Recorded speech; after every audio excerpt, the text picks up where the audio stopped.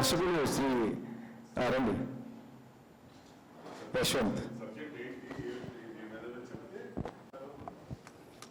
ముందుగా అందరికీ నమస్కారం. ఇక్కడికి ఈ వేదికకి అటెండ్ అయిన పెద్దలందరికీ, ఫ్యామిలీ మెంబర్స్కి, ఫ్రెండ్స్కి వచ్చి సపోర్ట్ చేసినందుకు నా ధన్యవాదాలు తెలుపుతున్నాను. యుధిష్ఠర్ జేకే క్రియేషన్స్, ఇది మేము ఒక 2 years బ్యాక్ నుంచి పడుతున్న శ్రమ.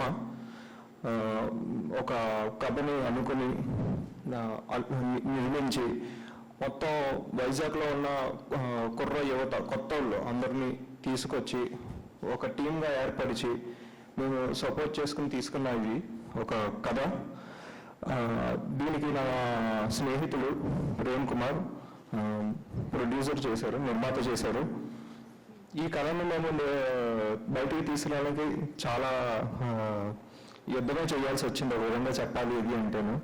ఎందుకంటే మేము అసలు అనుకోలేదు ఇది ఒక లఘు చిత్రంతో అయిపోతుందేమో అనుకున్నాము, కానీ ఒక పెద్ద చిత్రంగా వెళ్తుంది ఇది అని చెప్పేసి మేము కూడా ఊహించలేదు అన్నమాట.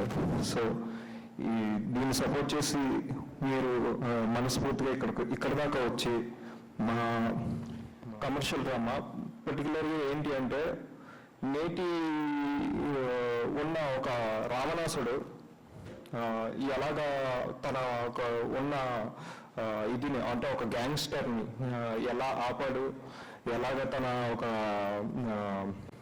చెడుతనాన్ని ఎలా చూపిస్తున్నాము అన్నది ఒక చిత్రం ఇది.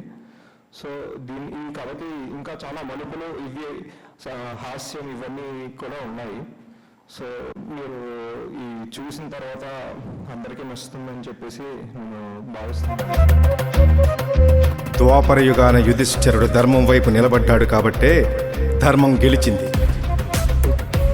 ఏ కలియుగ ధర్మరాజు అధర్మం వైపు నిలబడితే